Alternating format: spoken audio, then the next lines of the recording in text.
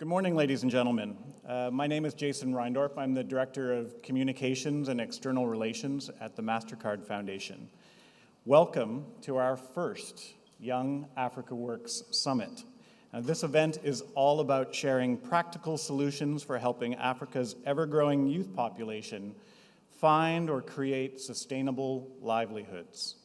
Now, the Foundation's Youth Livelihood team focuses on a number of different industry sectors that are conducive to the creation or the sustaining of a high number of jobs that are stable and productive, of course. This year, we are focusing on agriculture, and this will be a very intentional theme that will run throughout the next couple of days. So a few housekeeping items before we launch into the full program.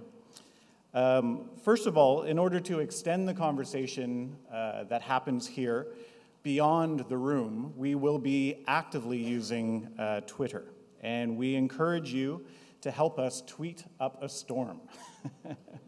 If you would like to add to this conversation, we would ask that you use the hashtag YAW2015, and that way your tweets and your perspective will be included in this conversation. We also want to make sure that the youth perspective is included in this conversation. And so we have a team of roving reporters here from Illume Creative who will be taking pictures, shooting video, and adding their own thoughts to the Twitter conversation. And if you want to tune into the youth perspective, they will be using hashtag YouthVoice. And so you can search on that and see the full conversation there. What you see on the screen here is a small sampling of our Youth Livelihoods team. And so during the couple of days here, we really encourage everybody to network. We want everybody to walk away from this event with a full understanding of what others are doing in this space, what other youth livelihood and employment strategies look like in the sector. So what I've done here is I put up some of our main figures in the Youth Livelihoods team, people that are directly involved in this event, so that you can look for their faces, you can zero in on them, and you can find out what their perspective is on all of this thing. So to help keep your data charges down while you're tweeting up a storm on Twitter and posting to social media, I just wanted to reinforce that there is free Wi-Fi here in the room. All you need to do is log on to the Guest at Weston Wi-Fi network and then choose MasterCard Foundation from the events drop-down list. The password is very similar to our social media handle. It's just YAW2015, and that will get you on with no problem. So a couple of other quick things. Thank you to everybody who completed the pre-summit survey. We are a learning organization and forever trying to fine-tune our strategies, make sure that our events are as effective as they can be, so we thank you for your contributions. In your event bags, you will see a print-off of the same survey, and we encourage you to complete that and hand that to any of the event staff over the course of the next couple of days. So finally, I'd like to make you aware of two very interesting side events that are taking place tomorrow morning, Friday morning.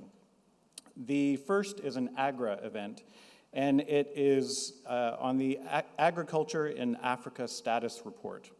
And this obviously focuses on youth and agriculture this year. The other is the S4YE African launch of the Solutions for Youth Unemployment Report. Both of these side events will take place outside and to my right in these breakout rooms, so to your left, the two rooms at the end of the hall. They are first come, first serve, so we encourage you to get there bright and early so you can participate in the event of your choice. And now, to formally get things underway, we are going to start with a short video that showcases a number of young people working in agriculture.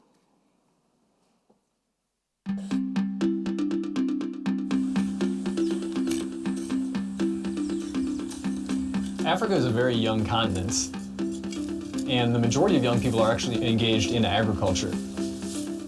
What we hope for them is to significantly boost their agricultural income so that for the first time they're able to invest in new businesses, in new farming inputs, to invest in schooling for their children, and slowly help to work their way out of poverty. Nyuma yo gukurwa imibereho yarahindutse cyane. Urebye mbona uhagaze neza kuko nari natangiriye ku nkoko 100 ariko mfite nkoko 300. Urubyiruko bagenzi banjye mbifuriza kugira ngo buri muntu akaba afite aka business akora. N'abakora aka business kanga kabiringa nyantundako nafune sente. Ndinumirwa olwokubanga wenumirwa ni wano. Nima natunda nafuna akasente. Nekozesa business nafuna akasente. Kale kyoba numirwa. If we harness the opportunities that the youth are looking for, this will be the major engine for development in the sub-Saharan continent.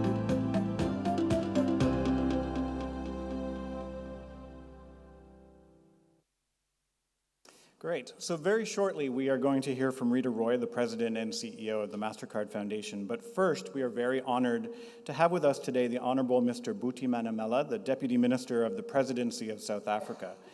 Mr. Manamela is responsible for planning, monitoring and evaluation, administration, and youth development for South Africa. He successfully executed the signing of the National Youth Policy 2020, so one can safely say that he is the political authority for the National Youth Development Agency. Mr. Manamela, I welcome you to the stage.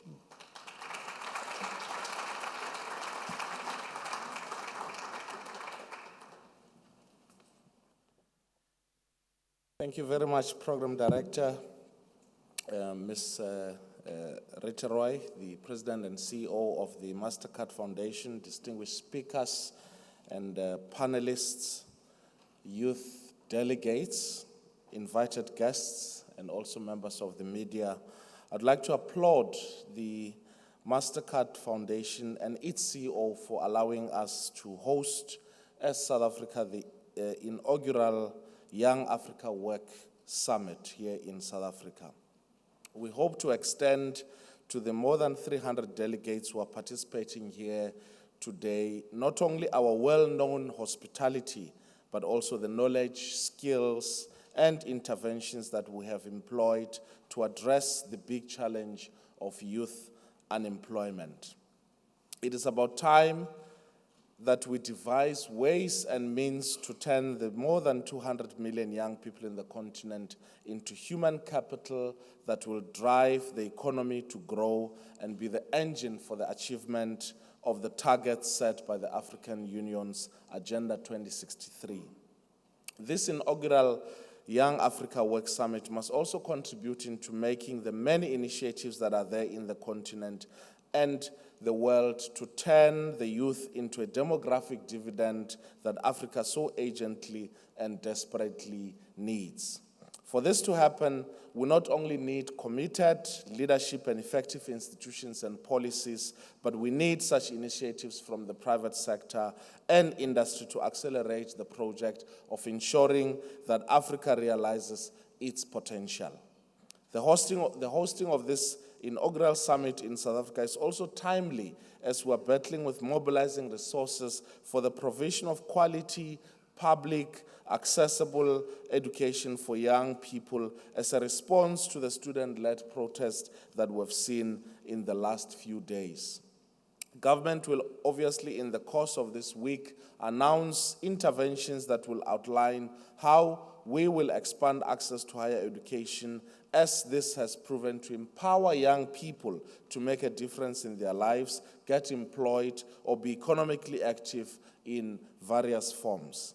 The genuine protests that took place over the last few days in South Africa and for some time in the continent are not isolated to the agenda of this summit, and in fact should be the central issue that a summit of this nature should address. In a world where developmental economists have been encouraging Africa as a continent to move more towards rapid industrialization and beneficiation of its mineral resources and bring to an end the extractive neo-colonial relationship that it has with the world, it is pleasing that we still have initiatives that seeks to drive young people towards the agricultural economy.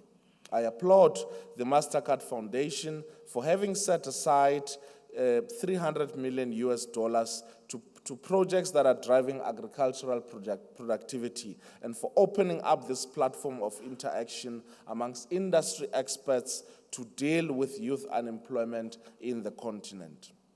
It is perhaps apt to call on all governments in the continent and others in the private sector who makes business here in our country and in the continent to match this contribution and ensure that they contribute towards youth development. The 2008 global economic crisis had a huge impact on the continent, with young people being affected the most. In countries such as South Africa, Nigeria, Ethiopia, and Egypt, youth unemployment has been at its highest, with figures close to 45%. The economic crisis affected the continent the most because of its dependence on financial and developmental aid from developed nations, and the absence of institutions and regulations to insulate it from such a collapse. Even though the crisis was caused by exogenous factors such as the collapse in the US and the EU financial markets, the impact was felt more here in the continent than any other place in the world, and were exacerbated by prevailing endogenous factors, including structural and policy limitations. It is in the continent that we have witnessed youth revolts as a result of the effect that they felt from the economic crisis, especially in the north, with other regions being no exception, leading to a change in governments in several countries.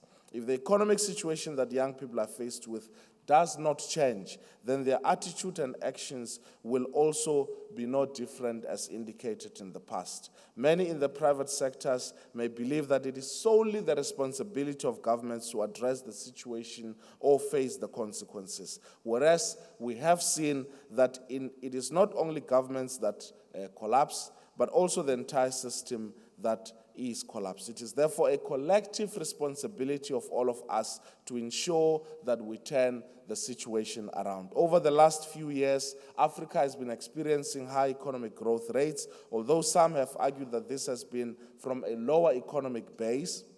The fact is that this growth has not led to the creation of jobs, greater economic participation, and in making poverty and inequality in wealth and incomes a history. I understand that this summit will deal with technical and financial support to help young people venture into the agricultural sector value chain. But I think it is also important that we address the policy, political, economic, and also social issues that has prevented young people to take an active part in the agricultural sector. In 2008, the Pan-African Youth Union led a process that resulted in the adoption of the Africa Youth Charter, and also coerced, or rather persuaded, Africa's heads of state to adopt a decade plan of action for youth development and empowerment. Placing this on the agenda is an important step by African leaders to show realization of the crisis of youth development and the need for commitment in involving young people towards their own development. Both this declaration by African leaders highlights the need for support for initiatives that will enable young people to participate in the economy through employment, education, skills development, and entrepreneurship as the core within our own national youth policy. We have to use this summit as a platform to ensure that this commitment of African leaders is realized. But what are the issues that needs to be looked at and that can pave a way forward in this regard? And I just want to look at 4 of those issues. The first one being access to land and interest by young people into agriculture. For young people to work the land, they have to have access to the land. And I think this is a very, very critical point. Even after many years of post-colonialism, land ownership by young people and by Africans still remains a controversial issue. Efforts by government have been thwarted by a multiplicity of factors, including agreements reached in the process of post-colonization, using market-related mechanisms to facilitate transfer of land, failure to meet agreements of financing of land redistribution, and also the use, in some instances, of force to enforce land redistribution. Because the land has in the process become an object of exploitation, many young people have somewhat been alienated from actively working the land. Lack of funding and non-financial support, such as mentoring, capacity building, and knowledge also attributes to the lack of interest in working the land by young people. With the development of technology, agriculture can no longer be regarded as hard labor. However, even where there is access to land, many young people cannot work the land beyond subsistence farming as long as they cannot have access to the much-needed technology that is mostly accessible through imports. These are some of the things that I believe that you, working within the sector, will have to battle with. The second critical point is the existence of monopolies in agriculture, which have essentially prevented new entrants. And that commercial agriculture in the continent has been strangulated by competition. In South Africa, for instance, the lack of access to technology have led to inefficient use of agricultural and human resources, and therefore higher cost of production, and therefore basically isolating certain participants in the agricultural sector. The Competition Commission in South Africa has been dealing with a lot of cases that has to do with unfair exclusions in terms of a variety of factors that relates to, in particular, youth participation in the agricultural sector. How do we deal with that? Promoting small players to be active players within the agricultural sector. The third factor relates to labor laws and wages in the sector. And that there's a projection that agricultural value chain will lead to more than 8 million jobs being created by 2020. Many have argued that the labor regimes in the continent, especially in the south, are not flexible and therefore poses a challenge in terms of employment creation. We've seen the long protests, for instance, in 2008 in the wine sectors, which exposed the low wages that workers have been earning over the years. Some at the time were earning an equivalent of $100 US a month. In many of these arguments that focuses on labor laws as an impediment towards participation in the agricultural sector, in our view, none have come up to raise the issues that relates to how these labor laws are in contradiction to international convention.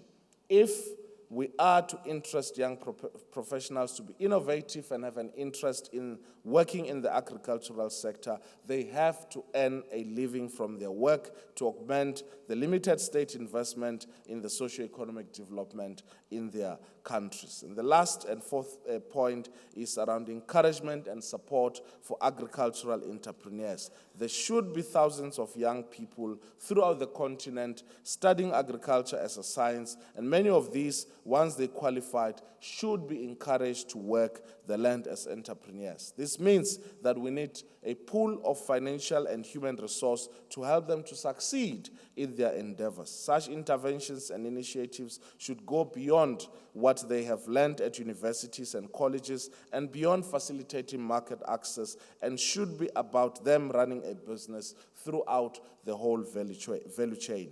There are already institutions existing that seek to link innovation, science, and technology together with research and development.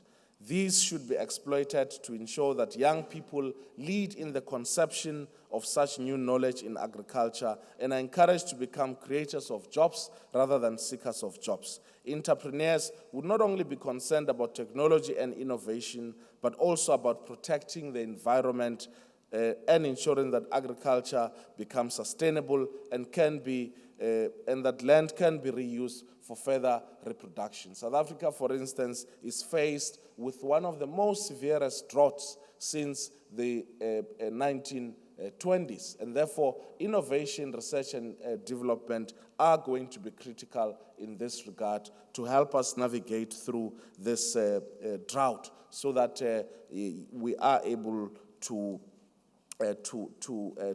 work the land. In conclusion, Program Director, I once again want to recognize the MasterCard Foundation's focus and effort on youth sustainable livelihoods. And by making this inaugural summit possible, the MasterCard Foundation will contribute to unearthing the young African voices, illuminating the good and best practices for sustainable youth livelihoods, and will expose policymakers and practitioners to opportunities within the agricultural sector, a sector that is often mistaken merely for subsistence. And I also invite CEO of the MasterCard Foundation to work with the South African government as we tackle our youth employment crisis. Your experience, your resources, and your leadership is welcome here. And on behalf of the South African government and our people, I would like to welcome you to our shores, and I wish you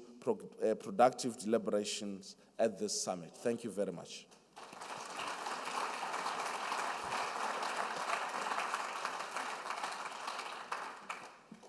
Thank you, Deputy Minister. Some very central themes there that run through our work, so it was very good to hear your perspective. I would like to welcome Reeta Roy, President and CEO of the MasterCard Foundation, up to the stage to say a few words.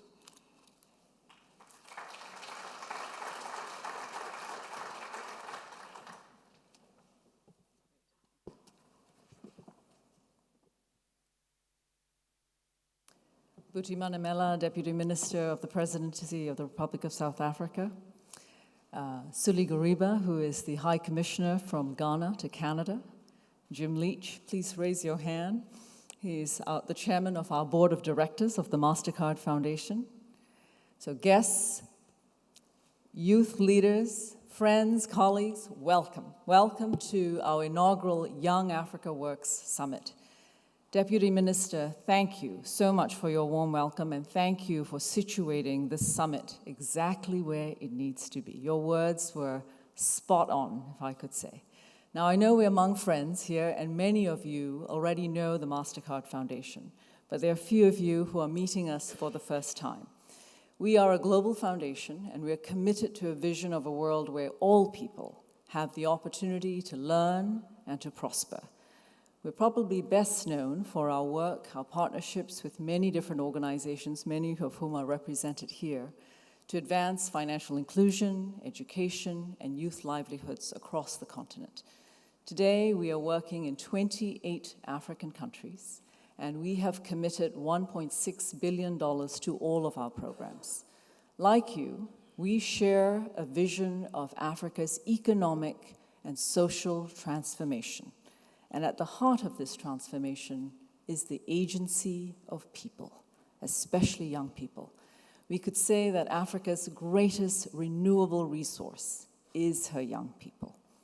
We know that this continent is the home to a generation who are filled with new ideas, the ingenuity, the energy to actually transform, translate this growth into a prosperity that is for everyone. Now, in order for them to do this, they will need to harness all the opportunities before them, especially the opportunities in the agricultural sector. And there are young leaders here. Deputy Minister, you'll be happy to know innovators, entrepreneurs who are among us who are also leading the way. It's actually impossible to talk about the transformation of the continent without talking about the transformation of the agriculture sector. For millions of people across the continent, they derive their livelihoods from agriculture. This remains the single largest sector, which is the source of employment, business, and trade. And without further investment in this sector, we will not see the full fruits and the full potential of Africa's transformation. Now, World Bank tells us that 64% of young people who are employed across sub-Saharan Africa are working on a farm. And the vast majority of them, whether they are self-employed or they're working for a family enterprise, are involved in some form of economic activity, either associated with that farm or something related off-farm. What's also very, very important is for us to realize that the potential for the transformation of this sector to also increase not only food security, but to create jobs, to increase incomes, and to reduce poverty is absolutely significant. The Deputy Minister talked about the fact that by 2020, this sector is set to create 8 million jobs. We also know that growth and investment in the agriculture sector can generate 2 to 4 times more effective in reducing poverty than growth in any other sector. But, as you mentioned, Deputy Minister, there is an image problem. So if I were to ask you a question, what does the word agriculture mean? What image comes to mind? I know that for many of the young people that I've met when I've traveled across Africa, it's subsistence farming. And it's subsistence farming because it's their working reality. They know about the back-breaking labor that they and their families endure to earn a living. This is noble work, it's essential work, but the important thing to realize is this sector is also changing, thanks to the pace of technology and science and education. And so it's also time for perceptions to change with it. There are emerging voices who are showing us another way with agriculture. Voices like Chantal Butari. Chantal is based in Rwanda. She is an Nzisha Prize finalist. She began a dairy cooperative for women who had received cows through a government program. Now we have another entrepreneur, and he's right here with us, Arnas Sebumba. Arnas, where are you? Can you just raise your hand? He's right here. Arnas is a farmer, he's an entrepreneur, he is from Uganda. I must also put a plug in for the foundation. Arnas is an alumni of the MasterCard Foundation Youth Think Tank, and he was a participant in one of our training programs through TechnoServe. Arnas and his family have managed, or his family has managed their farm for 3 generations, but Arnas has said that they lacked the expertise to respond to difficulties, and I'm going to quote him here. It wasn't until this training that I began to see the land as an expansive blank canvas. It opened my eyes to the potential of the assets I already had at my disposal and allowed me to see my strengths and the opportunities that existed in my own backyard. Arnas has gone on to develop his family farm into an innovative business. Additionally, he's founded Countryside Youth Foundation, to mentor other young people in farming practices. So Arnas and Chantal are leading the way. They are ag innovators, and they're showing us what's possible. Their approach to agriculture can put in motion significant change, profound change, some of which you saw on that video, for communities, for families. And if you can imagine, en masse, it could also result in the realignment of African economies. That's why this summit has come at the right time, and that's why you're here.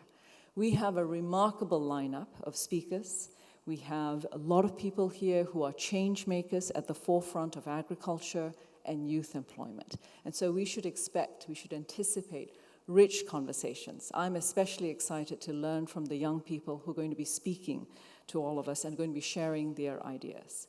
So over the next 2 days, I invite you to listen, to engage, please debate, to share your ideas, and to collaborate. But let's start by first recognizing that young people are already leading, and they're already leading in the field of agriculture.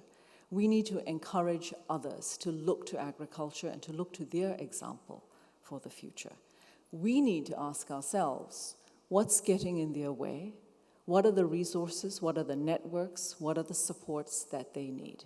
The minister outlined 4 major areas which stand to be reformed, which also need to be addressed. What are ideas to address those? So over the next few days, let's demonstrate what's possible.